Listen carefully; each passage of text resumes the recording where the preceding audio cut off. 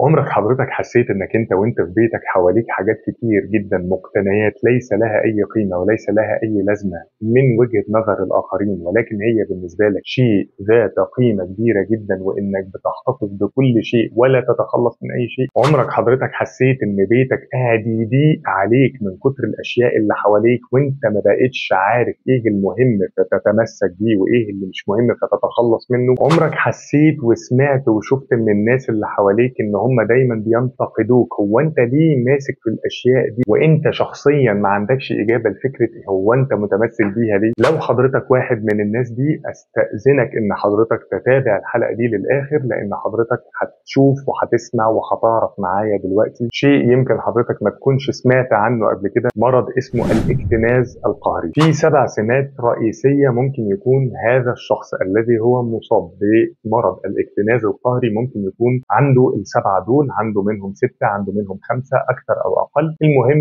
إن تقريبا بيتشابه مرضى الاكتناز القهري بإن هم عندهم الحاجات اللي أنا هتكلم فيها دلوقتي. واحد، عندهم حالة من الإحساس بالعجز عن التخلي عن الأشياء التي لا قيمة لها. هو بيشوف إن أي شيء ممكن يكون له قيمة، فبالتالي هو بيحتفظ بكل الأشياء بالمعنى الحرفي لكلمة كل الأشياء مهما كانت صغيرة مهما كانت كبيرة. 2، هو شخص عنده تعلق عاطفي مفرط بالاشياء والممتلكات الخاصه به لدرجه ان ممنوع استخدام اي شخص للاشياء دي. 3، طبعا نتيجه رقم 1 ورقم 2 بيكون في حاله من الفوضى العارمه اللي الشخص ده بيكون عايش بيها في بيته، شخص لا يتخلص من اي شيء، وحصل تكدس لكل شيء موجود في حياته كبير او صغير، فبالتالي حياته بتتحول الى جحيم. هو مش عارف يعيش في البيئه دي لان هي بيئه غير صالحه للمعيشه الادميه، وكل ده في حد ذاته بيحول البيئه دي لبيئه اصلا يعني بيزداد فيها المرض اكثر واكثر. فنلاقي ان الاكتناز القهري هو شيء بيزداد مع المعيشه المكدسه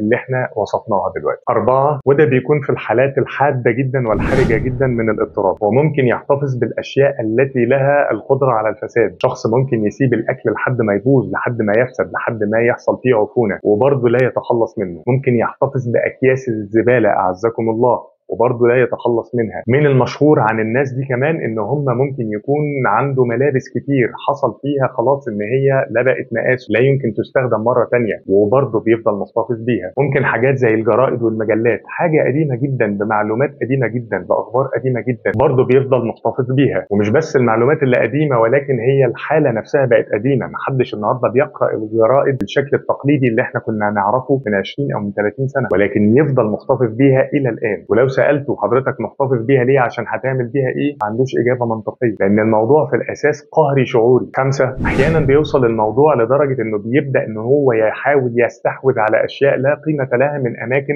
غريبه، زي مثلا ان هو يروح مطعم من المطاعم ويبدا يلم المناديل اللي في المطاعم او المعالق او الشوك. في شعور قهري جواه بيقول له احتفظ بيها، هتستخدمها، هتحتاجها. ممكن يبقى ماشي يبص على الارض ويبدا يجمع اشياء بلاستيكيه او معدنيه او كرتونيه لمجرد ان هو في عنده فكره قهريه بتقول له اكتنزها يمكن تستخدمها. 6، التسويف عندهم هو سمه اساسيه في كل شيء في حياتهم. يعني لو اتفق معاك على اي حاجه دايما بيكون فيها تسويف. هو شخص حياته ما فيهاش تنظيم، فبالتالي هو مسوف لكل شيء. 7، هو علاقاته الاجتماعيه بتكون هشه جدا وبتكون ضعيفه جدا، وده نتيجه احساسهم ان هم مختلفين عن الاخرين. الناس بتفكر بطريقه، هم بيفكروا بطريقه، في الغالب الناس بتنتقدهم، فبالتالي ما بيكونش فيه تواصل اجتماعي، وهو اصلا بيكون عنده قلق زائد. والناس اللي من النوع ده ما بتكونش علاقتها الاجتماعيه بالاخرين يعني على مستوى جيد من التفاهم. طيب هم ليه الناس دي بتعمل كده؟ يعني ايه هي الاسباب اللي ممكن تخلي شخص عنده المشكله دي ان هو يكون وصل للحاله دي؟ 1، احيانا ده بيكون مرتبط بخلل هرموني حاصل عند الناس دي، خلل في هرمون السيروتونين او خلل في هرمون الدوبامين. الافرازات بتاعه الاثنين هرمون دول مش بتكون بالكفاءه المطلوبه عشان هو يقدر ان هو يفكر بشكل منطقي وهادي وسوي وسليم. احيانا كمان بيكون في الفص الجبهي الامامي البري فرونتال لوب كورتكس بيكون في خلل، وده برضه بيساعد على ان يفضل صاحبنا هذا عنده نفس المشكله. 2، في دايما فكره بتقول له ان في احساس مستقبلي بيجي ليك في وقت من الاوقات ويقول لك ان هذه الاشياء هتستخدم فيما بعد، فده بيكون سبب من الاسباب المعرفيه الخاطئه المشوهه اللي بتخليه يفضل محتفظ بما هو محتفظ به. 3، هو شخص عنده تعلق عاطفي بالاشياء. في اشياء كتير من اللي اللي عنده ليها سمة من السمات العاطفية اللي بتخليه هو يفضل محافظ على هذا الشيء. 4، عنده إحساس بالأمان بيزيد مع الوقت كل ما يحتفظ بأشياء أحيانا لها قيمة وأحيانا ليس لها قيمة، بس الاحتفاظ في حد ذاته بيخليه يشعر بالأمان، وممكن ده برضه يكون مرتبط بفكرة إحساس إن يمكن أستخدمها في المستقبل. طيب ده ممكن يكون بيجي في عمر معين ولا هو بيجي في أي عمر؟ وهل ممكن يجي للستات أكتر أو الرجالة أكتر؟ هل ممكن يجي لمستوى اقتصادي معين يكون الإنسان جوه الشريحة الاقتصادية دي؟ الحقيقة بالنسبة للعمر هو بيجي في عمر ما بين ال11 وال15 تقريبا. دون ال11 مش بيبدأ إن هو نشوف عليه هذه السمات. ما بعد ال15 بيكون هو إنسان تكون سلوكه بشكل كبير، السلوك اللي بيفضل مستمر معاه لفترات طويلة من الزمان. فداخل الفئة العمرية دي بيبدأ الإنسان يصاب بهذا الاضطراب. وكمان بيكون في أصلا نمط تربوي معين، هو يعني نمط وسواسي شوية، نمط قهري شوية، فده بيساعد جدا على ان بيجي في الفئه العمريه دي هذا الاضطراب. والنقطه الثانيه كمان بالنسبه لموضوع السيدات ولا الرجال، هو بيجي للسيدات اكتر. بشكل عام كل ما هو مرتبط بالقلق وكل ما هو مرتبط بالاكتئاب هي امراض عدد النساء فيها اكثر من عدد الرجال، ويمكن ده بخلاف الاضطرابات العقليه اللي بيكون عدد الرجال فيها اكثر من عدد النساء. بالنسبه للحاله الاقتصاديه هو ليس مرتبط بحاله اقتصاديه بعينها، وممكن يجي للناس ذوي الحاله الاقتصاديه الجيده جدا، ممكن المتوسطه، ممكن المنخفضه، ملوش قاعده في موضوع الحاله الاقتصاديه. من المشاكل اللي مجموعه المرضى بهذا الاضطراب ممكن تقابلنا جدا، وهو انه هو لا يشعر ان هو مريض، هو شخص شايف الناس الاخرى هي اللي ممكن يكون عندها نوع من انواع التفريط الزائد، ولهذا السبب هو شخص غير معترف بالمرض بتاعه. وبما انه هو غير معترف فهو شايف نفسه غير مريض، وبما انه شايف نفسه غير مريض فبالتالي هو لا يلجأ للعلاج، ومن هنا بتبدا المشكله تتفاقم اكثر واكثر. من المشاكل كمان اللي بنقابلها مع الناس دي ان ممكن جدا هذا الاضطراب يساعد على وجود اضطرابات اخرى والاصابه بامراض اخرى. يعني ممكن هذا الشخص يصاب باضطراب القلق العام، ممكن هذا الشخص يصاب باضطراب الاكتئاب او مرض الاكتئاب. هو شيء لا يقف عند نفسه، ولكن احيانا وكثيرا ما يتجاوز المرحله دي ويدخل فيه اضطرابات اخرى ممكن تكون اكثر شده واكثر حده. في كمان عوامل اخرى بتساعد على وجود هذا النوع من انواع الاضطراب. على سبيل المثال ممكن يكون في مشاكل وراثيه. الاضطرابات بشكل عام بيكون العامل الوراثي هو جزء مش قليل في ان الانسان يكون مصاب بما هو مصاب به. كمان الاحداث المؤلمه اللي الانسان بيمر بيها ممكن بتسيب علامه واثر نفسي شديد السوء لدرجه ان هو يصاب بهذا الاضطراب او اي نوع من انواع الاضطرابات النفسيه. الاحداث المؤلمه ذات قيمه سلبيه سيئه بتحصل لهؤلاء المرضى. حد على سبيل المثال اتطرد من الشغل بتاعه، حد على سبيل المثال طلق، حالة وفاة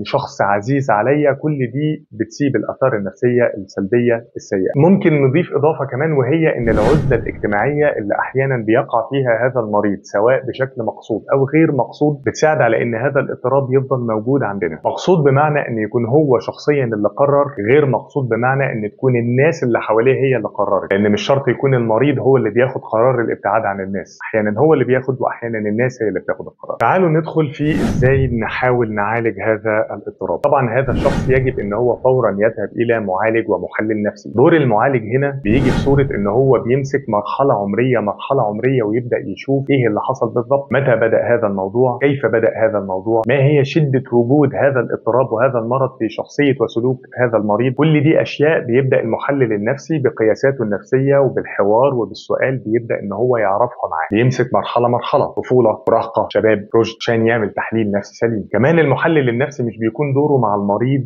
لوحده، المحلل النفسي والمعالج النفسي بيكون ليه دور مع الاسره والافراد المحيطين بهذا المريض. لازم يقعد معاهم ويعرف منهم الدنيا في حياه الشخص ده ماشيه ازاي، ايه هي العوامل المرسبه وايه هي العوامل المساعده على وجود هذا الشيء في شخصيته وفي سلوكه. المعالج النفسي كمان بيساعد على تدريب هذا الشخص على كيف يتعامل مع الاشياء التي يواجهها بشكل يومي. ازاي ان هو يتدرب على الشراء، ازاي ان هو يتدرب على الاكتناز او عدم الاكتناز، ازاي ان هو يتدرب على التخلص من الاشياء التي لا قيمه لها، ازاي ان هو يتدرب على ان هو يعمل معايير للاشياء فيعرف ايه اللي له قيمه وايه اللي ليس له قيمه. كل ده بيكون دور المعالج معاه. المعالج كمان بيساعد الشخص ده ان هو يكتسب مهارات اجتماعيه، فيبدا ان هو يحتك بالاشخاص دون الاشياء، يبعد شويه عن ما هو مكتنزه في حياته ويبدا ان هو يعمل علاقات اجتماعيه افضل واحسن، لان ده بيكون له اثار سلبيه كتير في حياه المريض، في جوازه لو كان متجوز او في عدم جوازه لو كان عازب. ممكن جدا يكون شيء زي ده مخليه مش عارف يتجوز لغايه دلوقتي، في علاقته باولاده او باهله او ايا كان المحيطين او اصدقائه او ممكن الجيران. هو شيء بيعمل مشاكل كتير في حياه الانسان، ومن دور المحلل النفسي والمعالج النفسي انه يمسك جزء في حياه الشخص ويبدا يدربه على التعامل معاه. من الادوار كمان اللي بيعملها المحلل النفسي ان هو يساعده على ان هو يعرف يعمل تدريبات للتنفس والاسترخاء، لان الاضطراب اللي احنا قلناه اللي هو الاكتناز القهري ده هو فرع من فروع الوسواس القهري، اللي هو فرع من فروع القلق بشكل عام. ومرضى القلق بفروعه هم ناس عندهم حاله من التوتر، عندهم حاله من الحيره الدائمه. التدريبات على التنفس والتدريبات على الاسترخاء بتساعد جدا في اطار واتجاه ان هو يقدر يعيش حياه طبيعيه وسليمه. كل الكلام اللي فات ده هو دور المعالج والمحلل النفسي مع صاحبنا المريض المضطرب. في دور تاني طبعا للعلاج الدوائي اللي في درجه من الحده والشده، اللي ممكن يكون بقى فيها درجه من ايذاء الذات بسبب كميه الاشياء اللي انا مكتنزها، اللي انا بقيت خلاص حياتي اوشكت على الانهيار لدرجه شده كبيره جدا. بنحتاج احيانا فيها العلاج الدوائي، علاجات دوائيه مضاده للاكتئاب او مضاده للقلق بتساعد الانسان ان هو يهدأ قليلا ويبدا ان هو يتعامل مع الاشياء بشكل مختلف ما كانش بيعرف يتعامل بيه معاه. بنلجأ احيانا للعلاج الفردي، وبنلجأ احيانا للعلاج الجماعي، وبنلجأ احيانا للعلاج الدوائي. دي انواع العلاجات اللي احنا بنستخدمها مع المريض عشان نقدر نساعده ان هو يكون في حاله افضل واحسن. احنا اتكلمنا النهارده باختصار شديد عن مرض الاكتناز القهري او مرض الكومبالسيف هوردنج. لا مانع ابدا ان حضرتك تتثقف عنه وتقرا عنه اكتر واكتر لو كنت انت عندك سمه من سماته، او لا قدر الله عندك المرض بشكل كامل. ولو كان عندك بشكل كامل فوجب عليك فورا انك انت تبدا علاج. اسال الله سبحانه وتعالى العافيه والسلامه النفسيه والبدنيه وكل انواع السلامه ليك وليا ولكل الناس يا رب ان شاء الله. اشوف حضرتك على خير دايما في حلقه جديده. سلام.